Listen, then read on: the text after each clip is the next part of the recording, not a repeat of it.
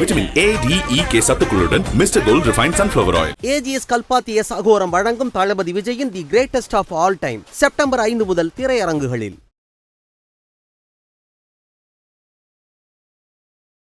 விடுபட்டது குஜராத், பிடிபட்டது விஜயவாடா, ஹைதராபாத், ஆந்திரா, தெலுங்கானான்னு சொல்லியிருந்தோம். அதே போல அமைஞ்சிருச்சு. தென்சீன கடற்பகுதியில பிலிப்பைன்ஸுக்கு உள்ள பசிபிக் பெருங்கடலுக்கும் உள்பகுதி, இது இடைப்பட்ட பகுதியில ஒரு புயல் உருவாகி இருக்கிறது. அதாவது யாகி என்கின்ற புயல். இந்த புயல் என்ன ஆகுதுன்னா, இந்தோனேஷியா வழியாக, சிங்கப்பூர், மலேசியா வழியாக நிலநடுக்கோட்டை ஒட்டியே வந்து அது மாலத்தீவு திசை மாறி இதுக்கு வந்துட்டு இருந்துச்சு. இப்போ அது இடைமறிக்கிறது. மீண்டும் வட தெலுங்கானாவில் இந்த ஒரு மழை பொழிவு அப்படின்லாம் சொல்லியிருக்காங்க இல்லையா? இது ஏதாவது சென்னையை நெருங்குறதுக்கான அல்லது சென்னையை டச் பண்ணி அதிக மழை பொழிவு அந்த மாதிரி வருவதற்கான வாய்ப்புகள் எதுவும் இருக்கா? நள்ளிரவில் இன்றைக்கு ஒரு மழை பொழிவு கொடுக்கலாம், இல்லைன்னா அதிகாலைக்குள்ள ஒரு லேசான மழை பொழிவு சென்னைக்கு கொடுக்கலாம். ஏதேனும் ஒரு நாள் மீண்டும் இந்த 8, 9, 10 தேதிகளில கொஞ்சம் தீவிர மழை பொழிவு தெரிகிறது. ஒரே ஒரு நாள் மட்டும்.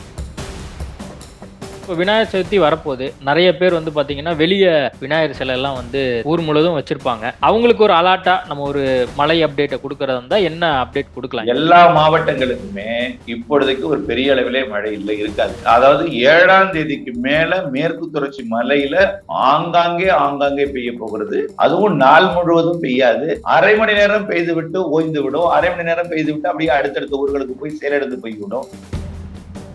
ஐபிசி தமிழ் நேயர்களுக்கு வணக்கம். இன்றைய நேர்காணலில் நம்மோடு இணைந்திருப்பவர் வானிலை ஆர்வலர் செல்வகுமார் அவர்கள். வணக்கம் சார். வணக்கம் ஐயா. வணக்கம். கடந்த சில நாட்களுக்கு முன்னாக நம்ம பேசியிருந்தோம். நீங்க சொல்லியிருந்தீங்க கண்டிப்பா ஆந்திரா அதெல்லாம் அப்படியே பார்டர் கிராஸ் பண்ணி இந்த மழைங்கிறது கண்டிப்பா அதிக அளவுல ஒரு பாதிப்பை கொடுக்கும் அப்படின்னு நீங்க சொல்லியிருந்தீங்க. ஆனா நினைச்சதெல்லாம் விட கொஞ்சம் அதிகமாவே கொஞ்சம் கொடுத்துருக்கு அப்படிங்கிறத நம்ம பார்க்குறோம். உயிரிழப்பு அதே மாதிரி கிட்டத்தட்ட லட்சோப மக்கள் பாதிக்கப்பட்டிருக்கிறாங்க அப்படிங்கிற செய்திகளை பார்க்குறோம். ஆந்திரால ரொம்ப ஒரு வருத்தப்படக்கூடிய ஒரு விஷயம். ஆந்திரா, தெலுங்கானா 2 இடங்கள்லையுமே பார்த்தீங்கன்னா நம்ம ரொம்ப பார்க்குறோம் காட்சிகள் மூலியமா. என்ன நீங்க சொல்றீங்க இதை பத்தி? கண்டிப்பாக. அதாவது நம்ம அறிக்கையில என்ன சொல்லியிருந்தோம்னா, தப்பியது குஜராத், விடுபட்டது குஜராத், பிடிபட்டது விஜயவாடா, ஹைதராபாத், ஆந்திரா, தெலுங்கானான்னு சொல்லியிருந்தோம். அதே போல அமைஞ்சிருச்சு. எப்படின்னா, எல்லா நிகழ்வும் ஒரே மாதிரி அமையாது. 2 காற்று இணைந்தால் அது மழை மேகத்தை உற்பத்தி அதிகமா செய்யும். அதிகமான கடல் நீராவி, அதற்கு சமமான குளிர் நீராவி வந்தா மழை மேகம் சரியா செட் ஆகி போச்சு. அது சரியா நிகழ்வானது விசாகப்பட்டினத்தில் அமைந்து கொண்டிருந்து அது விசாகப்பட்டினத்திற்கு மேற்கு புறமாக அது சத்தீஸ்கர் மாநிலத்தை நோக்கி நகர்ந்தாலும் 2 காற்று இணைவு, அதாவது ஒடிசா வழியாக வரக்கூடிய கடற்காற்றும், மகாராஷ்டிராவிலிருந்து வழியே வரக்கூடிய அந்த பாகிஸ்தானிலிருந்து வரக்கூடிய அந்த குளிர்காற்றும், விஜயவாடா, அதாவது சொல்லப்போனால் காக்கிநாடா, ஏனாம், பீமாவரம், அதாவது கிழக்கு மேற்கு கோதாவரி மாவட்டங்கள் மற்றும் குண்டூர், அதே போல கிருஷ்ணா மாவட்டம், அதிலிருந்து அப்படியே தெலுங்கானாவுள்ள ஒட்டுமொத்த மாவட்டங்களுக்கும் இது வெள்ளப்பெருக்கை கொடுத்திருக்கிறது. அதாவது இது சரியா சொல்ல போனா ஒரு நாளைக்கு 11,50,000 கன அடி வினாடிக்கு கிருஷ்ணாவில விஜயவாடா வழியாக பயணித்தது. 11,50,000 என்பது அதாவது 100 டிஎம்சி, ஒரு நாளைக்கு 100 டிஎம்சி. மேட்டூரோட கொள்ளளவு பாத்தீங்கன்னா 93 டிஎம்சி, 100 டிஎம்சி. அப்ப ஒரே நாள் தண்ணியே மேட்டூரை நிரப்புற அளவுக்கு பாய்ந்தது. இப்படி 3 நாள் பாய்ந்தது, இன்னும் பாய்ந்து கொண்டுதான் இருக்கிறது. இது எதிர்பார்த்த ஒன்றுதான். அதான் சார், இன்னொரு விஷயம் என்னன்னா, இப்போ வட தெலுங்கானால மீண்டும் கனமழைக்கான ஒரு எச்சரிக்கையை இந்திய வானிலை ஆய்வு மையம் கொடுத்துருக்காங்க. இப்போ மீண்டும் வட தெலுங்கானாவில் இந்த ஒரு மழை பொழிவு அப்படின்லாம் சொல்லியிருக்காங்க இல்லையா? இது ஏதாவது சென்னையை நெருங்குறதுக்கான அல்லது சென்னையை டச் பண்ணி ஏதாவது அதிக மழை பொழிவு அந்த மாதிரி வருவதற்கான வாய்ப்புகள் எதுவும் இருக்கா? அதாவது கடந்த நிகழ்வு விலகி போய்விட்டது, செயலிழந்து விட்டது. குஜராத்துக்கு மீண்டும் போய் மழை பொழிவை கொடுத்து முற்றிலுமா செயலிழந்து போய்விட்டது. புதிய காற்று சுழற்சி ஒன்று நேற்றைக்கு ஆந்திர பிரதேச வளிமண்டலத்துல நிலவியது. நேற்றைக்கே 20 சென்டிமீட்டர் தெலுங்கானாவிற்கு வடக்கு பகுதியில மழை பொழிவு கொடுத்ததன் காரணமாகத்தான் இன்றைக்கு முன்னெச்சரிக்கை கொடுத்திருக்காங்க. அது நேற்றோடு முடிவடைந்து விட்டது அந்த செட்டிங். இப்பொழுது அந்த காற்று சுழற்சியானது ஆந்திர பிரதேசத்தின் வடக்கு பகுதி தொடங்கி ஒடிசா கடலோரத்துல ஒரு வளிமண்டல சுழற்சியாக நீடித்துக் கொண்டிருக்கிறது. இது படிப்படியாக கீழிறங்கி கொண்டிருக்கிறது. அதாவது 5,800 மீட்டர் உயரத்துல இருக்கு. இப்போ உயரம் வரை அது படிப்படியாக கீழிறங்கி கடலை தொட்டுட்டுனா அது காற்றழுத்த தாழ்வு நிலை. ஒரு பரந்த வடிவிலே ஒட்டுமொத்த அந்த அமைப்பும் தொட்டுட்டுனா அது காற்றழுத்த தாழ்வு பகுதி. நாளை 5ஆம் தேதி இது காற்றழுத்த தாழ்வு பகுதியாக ஆந்திர பிரதேசத்தோட வடக்கு பகுதி மற்றும் ஒடிசா பகுதிகளில் அமைய போகிறது. ஆனால் இது கடந்த நிகழ்வு என்னாச்சுன்னா, ஒட்டுமொத்த அந்த தென்மேற்கு பருவ காற்றையும் குஜராத் பக்கம் நீடித்துக் கொண்டு ஓமன் நோக்கி பயணித்த ஒரு காற்று, அது ஒரு 50% பிரித்தது. இங்கே ஒரு 50% வந்தது. இப்ப பாத்தீங்கன்னா இந்த தேதியில, அதாவது தென் சீன கடற்பகுதியில, அதாவது பிலிப்பைன்ஸுக்கு உள்ள பசிபிக் பெருங்கடலுக்கும் உள்பகுதி, அதாவது வியட்நாம், கம்போடியா, லாவோஸ், வடக்க பாத்தீங்கன்னா சீனா, தெற்கே புருனே, கிழக்கு பகுதியில பாத்தீங்கன்னா பிலிப்பைன்ஸ், இது இடைப்பட்ட பகுதியில ஒரு புயல் உருவாகி இருக்கிறது. அதாவது யாகி என்கின்ற புயல். இந்த புயல் என்ன ஆகுதுன்னா, நமக்கு வர வேண்டிய இந்த தென்மேற்கு பருவ காற்று ஒருவே ட்ரேட் விண்டும்பாங்க. அந்த ட்ரேட் விண்டுன்னா வியாபார காற்று. அந்த வியாபார காற்று எப்படி வரும்னா, அதாவது இந்தோனேஷியா வழியாக, சிங்கப்பூர், மலேசியா வழியாக நிலநடுக்கோட்டை ஒட்டியே வந்து அது மாலத்தீவு வந்து திசை மாறி இதுக்கு வந்துட்டு இருந்துச்சு. இப்போ அது இடைமறிக்கிறது. அதனால இப்போ முழுமையான தென்மேற்கு பருவ காற்று இந்த சிஸ்டத்துக்கு கிடைக்கல. ஓகே, ஒரு சின்ன குறுக்கீடு. இப்ப நீங்க சொன்னீங்க இல்லையா, யாகி புயலா, அந்த புயல் தான் வந்து, அந்த புயலுடைய தாக்கம் தான் வந்து இந்த தெலுங்கானால ஆந்திரால வந்து மழைப்பொழிவிற்கான காரணமா, இல்ல நீங்க சொல்லக்கூடியது புதிய விஷயமா? அதாவது வங்கக்கடலில் உருவாகி இருப்பது ஒரு காற்று சுழற்சி. அது காற்றழுத்த தாழ்வு பகுதியாக நாளை ஒடிசா கடலோரம் அமைய போகிறது. காற்றழுத்த தாழ்வு பகுதி இது வேறு.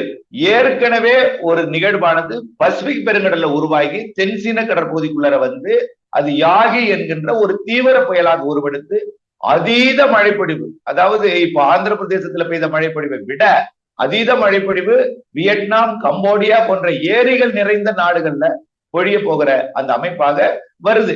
அதுதான் இதுக்கு வர வேண்டிய காற்றை தடுத்து வைத்திருக்கிறது. அதனால ஏற்கனவே தெலுங்கானா, ஆந்திர பிரதேசத்திற்கு கொடுத்த அந்த 52 சென்டிமீட்டர் ஒரு நாள் 24 மணி நேரத்துல 52, அடுத்து ஒரு 24 ஒரு 35 என்று ஒரு 80 சென்டிமீட்டர் தூத்துக்குடி மாவட்டத்துல, திருநெல்வேலி மாவட்டம் கடந்த ஆண்டு கொடுத்தது போல அங்க கொடுத்து விட்டது. அதாவது 24 மணி நேரத்திலேயே அங்கே 90 சென்டிமீட்டர் 80 சென்டிமீட்டர் வரைக்கும் கொடுத்த காரணத்தினால இந்த மழைப்பொழிவு அங்கே அந்த மாதிரி இப்ப இருக்காது. ஆனால் ஒரு 15-20 சென்டிமீட்டர் வரைக்கும் மழைப்பொழிவு ஆந்திர பிரதேசத்தின் கடலோர பகுதிகளிலையும் ஒடிசாவிற்கும் அதனை ஒட்டிய தெலுங்கானாவோட கிழக்கு பகுதி, வடக்கு பகுதிக்கும் கொடுப்பதற்கு வாய்ப்பு இருக்குதே தவிர, கடந்த நிகழ்வு கொடுத்தது போல அதீத மழைப்பொழிவு, மூழ்கடிக்கும் மழைப்பொழிவு இதெல்லாம் இருக்காது. ஏற்கனவே ஆறுகள்ல அதிக தண்ணீர் ஓடிட்டு இருக்கிறதுனால இது கொஞ்சம் சாதாரண மழையே கொஞ்சம் பாதிப்பாக தெரியலாம், அச்சுறுத்தலை கொடுக்கலாம். நேற்றைக்கே ஒரு 20 சென்டிமீட்டர் தெலுங்கானாவில் பெய்திருக்கிறது. ஆக இன்றைக்கு ஒரு 15-20 சென்டிமீட்டர் பெய்யலாம். அது வரக்கூடிய நாட்கள்ல 10ஆம் தேதி வரை இந்த நிகழ்வு இருக்கும். இன்றைக்கு போக போறதில்ல. இந்த காற்றழுத்த தாழ்வு பகுதியானது தீவிரமடைந்து ஒடிசா கரையோரமாகவே 7ஆம் தேதி வரை இருந்து காற்றழுத்த தாழ்வு மண்டலமாக ஒரு நாள் மட்டும் நீடித்து, பிறகு மீண்டும் காற்றழுத்த தாழ்வு பகுதியாக மாறி மேற்கு வங்க கரையை கடக்க போகுது. இதுல ஒரு பெரிய சிறப்பு என்னன்னா, அந்த கரையை கடக்க போகிற யாகி புயல் வியட்நாம், கம்போடியாவோட வடக்கு பகுதி வழியாக கடந்து, லாவோஸ் வழியாக கடந்து, தாய்லாந்து வழியாக கடந்து, மியான்மர் வழியாக கடந்து, செயலிழந்து வடகிழக்கு மாநிலத்தோட பகுதிகளில் நுழைந்து மழைப்பொழிவை வடகிழக்கு மாநிலத்துக்கே அந்த யாகி புயல் கொடுக்க போகிறது. அங்க கொஞ்சம் மழைப்பொழிவை கொடுக்க போகிறது. ரெண்டும் கொல்கத்தா அருகே மேற்கு வங்கத்துல ஒன்றிணைய போகிறது வரக்கூடிய 10ஆம் தேதி.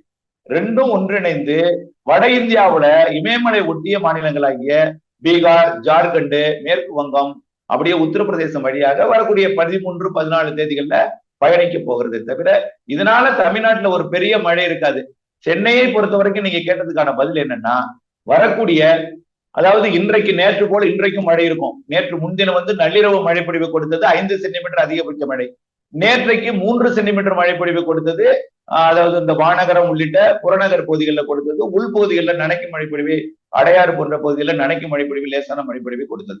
இன்றைக்கும் அதே போல அது முன்னிரவு இருப்பதற்கு கொஞ்சம் வாய்ப்பு கம்மியா இருக்கு. இப்போ செங்கல்பட்டுக்கு மழை வந்து கொண்டிருக்கு. இப்ப இதை பதிவு செய்து கொண்டிருக்கூடிய இந்த செப்டம்பர் 4ஆம் தேதி மாலையில செங்கல்பட்டு மற்றும் மாமல்லபுரம், திருக்கழுக்குன்றம் இந்த பகுதிக்கு ஒரு மழைப்பொழிவு கொடுக்க போகுது. அது வேற. நள்ளிரவில இன்றைக்கு ஒரு மழைப்பொழிவு கொடுக்கலாம், இல்லைன்னா அதிகாலைக்குள்ள ஒரு லேசான மழைப்பொழிவு சென்னைக்கு கொடுக்கலாம். இது இல்லாம இப்ப இந்த காற்றழுத்த தாழ்வு பகுதியாக உருவாகி தீவிரமடையும் பொழுது வரக்கூடிய 5ஆம் தேதிக்கு பிறகு 6ஆம் தேதி அதிகாலை, 7ஆம் தேதி அதிகாலை, 8ஆம் தேதி அதிகாலை, இந்த 3 அதிகாலையிலையும் சென்னை, திருவள்ளூர், செங்கல்பட்டு மாவட்ட கடலோர பகுதிகளில், அதாவது சென்னை, செங்கல்பட்டு, திருவள்ளூர் மாவட்ட கடற்கரையை ஒட்டி கடற்பகுதியில இந்த கொஞ்சம் தூரத்திலேயே இருகாற்று இணைவு நடைபெறும். அப்படியே நெல்லூரை ஒட்டி விசாகப்பட்டினம் வரைக்கும் அந்த கடற்பகுதியில இருகாற்று இணைவு நடைபெறும் என்பதனால சென்னைக்கு அருகே இருக்கக்கூடிய இந்த நெல்லூர் பகுதிகளில் தீவிர மழை பொழிவையும், அதனை ஒட்டியுள்ள பகுதிகளுக்கு லேசான மழை பொழிவை சென்னை, திருவள்ளூர், செங்கல்பட்டு மாவட்டத்துல, காஞ்சிபுரத்தோட கிழக்கு பகுதியில, சென்னை ஒட்டிய காஞ்சிபுரம் மாவட்ட பகுதிகளுக்கு வரக்கூடிய 7, 8, 6 அதிகாலை, 7, 8 அதிகாலையில கண்டிப்பாக ஒரு லேசான மிதமான மழை பொழிவை கொடுக்கும். இந்த நிகழ்வால ஒரு பெரிய மழை இந்த சென்னைக்கு கொடுக்கிறது மட்டும்தான். 9, 10 தேதிகள்ல கொஞ்சம் மேற்கு தொடர்ச்சி மலைக்கு மழை இருக்கிறது. 8, 9, 10 போன்ற தேதிகள்ல நீலகிரி முதல் கன்னியாகுமரி வரைக்கும் கொஞ்சம் இந்த சிஸ்டம் தென்மேற்கு பருவக்காற்று கொஞ்சம் ஈர்க்கும். வெப்பசலன மழை போல மாலை இரவிலே கேரளாவிலேயும் மாலை இரவு மழை தான், நீலகிரிக்கும் மாலை இரவு மழை தான், தமிழ்நாட்டில் ஆங்காங்கே மாலை இரவு மழை பொழிவு இருக்கும். ஏதேனும் ஒரு நாள் மீண்டும் இந்த 8, 9, 10 தேதிகளில கொஞ்சம் தீவிர மழை பொழிவு தெரிகிறது. ஒரே ஒரு நாள் மட்டும், அதாவது 8 அல்லது 9 அல்லது 10 ஏதேனும் ஒரு நாள்ல டெல்டா மாவட்டங்களுக்கு வடக்கே, திருவள்ளூருக்கு இடைப்பட்ட வடகடலோரம், அதனை ஒட்டியுள்ள இந்த டெல்டாவை ஒட்டியுள்ள பகுதிகள், கடலோர பகுதிகளில் ஏதேனும் ஒரு நாள் சற்று கனமழை பொழிவு கடலோர மாவட்டங்களுக்கு தெரியுதே தவிர பெரிய அளவில் இந்த நிகழ்வு ஆந்திர பிரதேசத்துக்கு வடக்கே அமைய போகிற காரணத்தினால தமிழ்நாட்டிற்கு ஒரு பெரிய பாதிப்பை கொடுக்காது. ஆந்திரா, தெலுங்கானாவிற்கும் கடந்த வெள்ளம் போல் இருக்காது. மிதமானது முதல் மிக கனமழை பொழிவு வரைக்கும் இருக்கலாம்.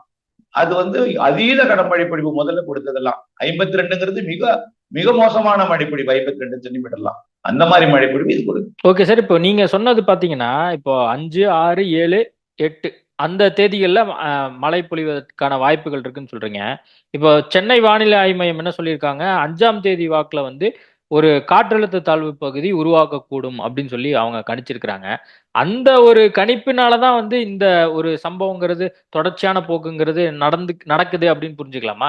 காலையில் நீங்க சொல்றீங்க இல்லையா, காலை வேளையில அந்த மழைப்பொழிவு அப்படின்லாம் அதேதான். ஆந்திர பிரதேசத்திற்கு வடக்கே, ஆந்திர பிரதேசத்தின் வடக்கு பகுதி முதல் மேற்கு வங்கம், வங்கதேசம் வரைக்கும் இடைப்பட்ட அந்த கடற்பகுதியில நீடிக்கக்கூடிய அந்த காற்றழுத்த தாழ்வு பகுதி ஒரு பரந்த வடிவத்தில் இருக்கிற காரணத்தினால வடமேற்கு திசையிலிருந்து காற்று, அதாவது இந்த சிஸ்டத்துக்கு சுழல்றதுக்கு வரும்னு காற்று, அது தெற்கு ஆந்திர பகுதி வழியாக மசூலிப்பட்டினத்துக்கும் சென்னை, செங்கல்பட்டு மாவட்ட பகுதி வரைக்கும் உள்ளே கடலுக்குள்ள இறங்குற வழித்தடம். அதே போல மேற்கு திசையிலிருந்து வேலூர் மாவட்டத்திலிருந்து, வேலூர், திருப்பத்தூர், அதே போல திருவண்ணாமலை மாவட்டத்திலிருந்து மேற்கு திசையிலிருந்து வரக்கூடிய காற்றும், வடமேற்கு திசையிலிருந்து வரக்கூடிய காற்று, வடமேற்குல இருந்து வரக்கூடியது குளிர்காற்று, மேற்கு திசையிலிருந்து வரக்கூடிய காற்று வெப்பத்தால் லேசாகி வரக்கூடிய காற்று, இரண்டு காற்றும் சென்னைக்கு அப்பால் கடற்பகுதியில சந்திக்கும் என்பதனால இந்த அதிகாலை மழைப்பொழிவு, நள்ளிரவு மழைப்பொழிவு கொஞ்சம் மேகமூட்டத்துல மிரட்டும். ஆனா நிறைய மழைப்பொழிவு கொடுப்பது போன்ற மேகமூட்டம்லாம் இருக்கும். வடகிழக்கு பருவமழை போன்ற ஒரு வானிலை அமைப்பை எல்லாம் கொடுக்கும். ஆனால் பெரிய மழைப்பொழிவு இருக்காது. கடற்பகுதியில் நல்ல மழைப்பொழிவு கொடுக்கும். ஓகே சார், இப்ப விநாயகர் சதுர்த்தி வரப்போகுது. நிறைய பேர் பாத்தீங்கன்னா வெளியே விநாயகர் சிலை எல்லாம் தமிழ்நாடு ஃபுல்லா எல்லா பகுதியிலும் வச்சிருப்பாங்க. சென்னை, காஞ்சிபுரம், மற்ற பகுதிகள், ஊர் முழுவதும் வச்சிருப்பாங்க. அவங்களுக்கு ஒரு அலாட்டா நம்ம ஒரு மழை அப்டேட்டை கொடுக்கறதா இருந்தா என்ன அப்டேட் கொடுக்கலாம்? ஏன்னா இப்ப எல்லாமே வெளியே தான் வச்சிருக்கக்கூடிய ஒரு சூழல். அது ஒரு 6 நாள் 5 நாள் அப்படின்னு சொல்லி வெளியே வச்சிருப்பாங்க. அவங்களுக்கு நீங்க என்ன ஒரு அப்டேட் கொடுக்க போறீங்க? சென்னை நீங்க சொல்லிட்டீங்க, மற்ற பகுதிகள், மற்ற தென் மாவட்டங்கள், அதே மாதிரி கொங்கு மண்டலம், அந்த மாதிரி எல்லா மாவட்டங்களுக்குமே இப்பொழுதைக்கு ஒரு பெரிய அளவிலே மழை இல்லை, இருக்காது. அதாவது 7ஆம் தேதிக்கு மேல மேற்கு தொடர்ச்சி மலையில ஆங்காங்கே பெய்ய போகிறது. அது கொஞ்சம் உள்ளே அதுவும் ஆங்காங்கே தான் பெய்ய போகிறது. அதுவும் நாள் முழுவதும் பெய்யாது. அரை மணி நேரம் பெய்து விட்டு ஓய்ந்து விடும். அரை மணி நேரம் பெய்து விட்டு அப்படியே அடுத்தடுத்த ஊர்களுக்கு போய் செயலிழந்து போய்விடும். சென்னைக்கே அதிகாலையில் கொடுத்தாலும் கூட அது மிதமான மழையா தான் இருக்குமே தவிர கனமழைக்கு வாய்ப்பு இல்லை. சுமார் 2-3 சென்டிமீட்டர் தான் இருக்கும். பெரிசா ஒரு மழை இருக்காது. தூறல், சாரல், நனைக்கும் மழை பொழிவு தான் பெரிதாக ஆங்காங்கே இருக்கும். நம்ம ஒரே ஒரு நாள் மட்டும், ஏதேனும் ஒரு நாள், அதாவது 8, 9, 10 இந்த தேதிகள்ல ஏதேனும் ஒரு நாள் கொஞ்சம் கூடுதல் மழைப்பொழிவாக, அது டிப்ரெஷனா மாறும் பொழுது கொஞ்சம் கூடுதல் மழைப்பொழிவாக அந்த வடகடலோரம் மற்றும் டெல்டாவிற்கு வடக்கே கடலோர பகுதிகளில் இடியுடன் கூடிய மழைப்பொழிவு, அது கூட அரை மணி நேரம் தான். அதிகபட்சமா எடுத்துக்கிட்டீங்கன்னா 1 மணி நேரம் தான் வரும், பெய்யும், ஓடிடும். அன்னைக்கு கூட சென்னையில கடுமையான ஒரு காற்று, அதுவும் 1 மணி நேரத்துக்கு மேல நீடிக்கல. அரை மணி நேரத்திலேயே எல்லாமே காலி ஆயிடுச்சு. அச்சுறுத்தும் மழையாக இருக்குமே தவிர பெரிய அளவிலே பாதிக்கும் மழை பொழிவாக இருக்காது. ஓகே சார், நீங்க இப்போதைக்கு செப்டம்பர் 10 வரைக்கும் நீங்க தகவல் கொடுத்திருக்கிறீங்க. தற்போதைய மழை சம்பந்தமான அப்டேட்டுக்கு மிக்க நன்றி. மற்றொரு நேர்காணல சந்திக்கிறோம். நன்றி. Vitamin A, D, E, K சத்துக்களுடன் Mister Gold refined sunflower oil. AGS Kalpathi S Aghoram வழங்கும் தளபதி விஜயின் the greatest of all time September 5 முதல் திரையரங்குகளில்.